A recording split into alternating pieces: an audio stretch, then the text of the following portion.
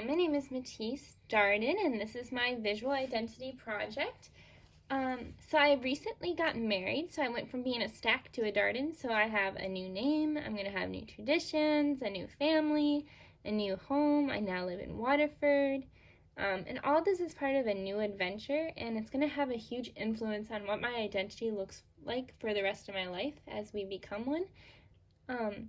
But despite all the new, I do have a lot of things shaping my identity and who I am as a leader that are old to me. Just they've been with me for as long as I've lived, as long as I've been conscious of thought. Like being a sister and a daughter, being Mexican and Polish. Although I did cross off Polish, my dad's Polish, and he passed away when I was young. So I grew up not knowing anything about being Polish. I grew up being Mexican. And this was a huge cultural influence in my life, just the food, the color, the family emphasis. And it's one of the things about my identity I feel most proud of.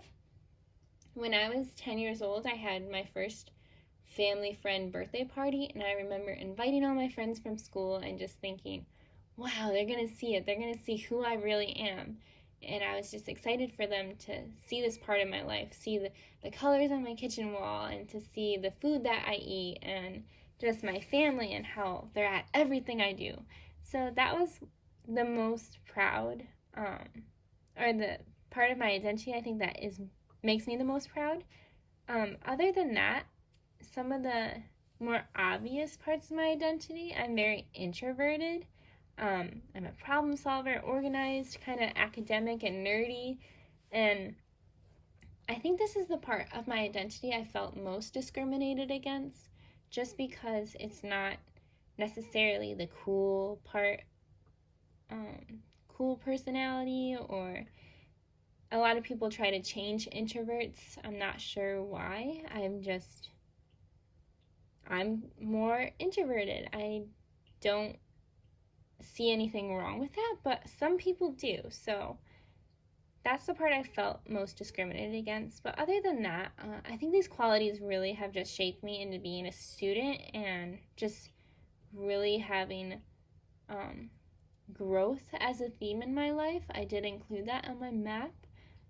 And I also included a comfort zone drawing because getting out of my comfort zone as an introvert is harder for me, but it's a huge part of who I am. I do push myself, and I do think inside of me that is just a force that has always been there, just to push outside the comfort zone to grow. So that's a huge part of my identity, and I think that is unique from other people, and I think it's a good thing because not a lot of people want to be uncomfortable. And as an introvert in an extrovert world, I feel like I'm uncomfortable a lot, and I have to push myself to be even more uncomfortable in order to grow more. So that's a huge part of who I am.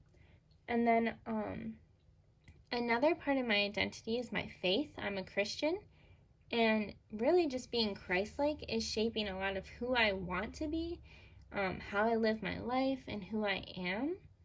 So that is just where I get my values and my morals, and it's a huge part of my identity and who I am.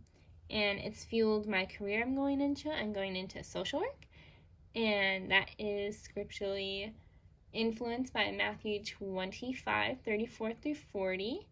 And one of my mottos I have written down right here is love Jesus, serve people. That's been a motto of mine for a couple years now, and it just kind of brings everything I want to be and everything I am right now into a couple sentences. And youth ministry goes along with that. I'm a mentor for middle schoolers, and so that's a huge part of my identity. Just investing in other people and being willing to learn from them helps me be a teacher and a student. So I definitely have appreciated how they've shaped me. And then just a fun one, I love carbs. I wouldn't say that's part of my identity, but it's a big part of my day-to-day. So this is who I am, and I'm excited to see who I'll be in the years to come. So thanks for listening. Hope you enjoyed. Bye.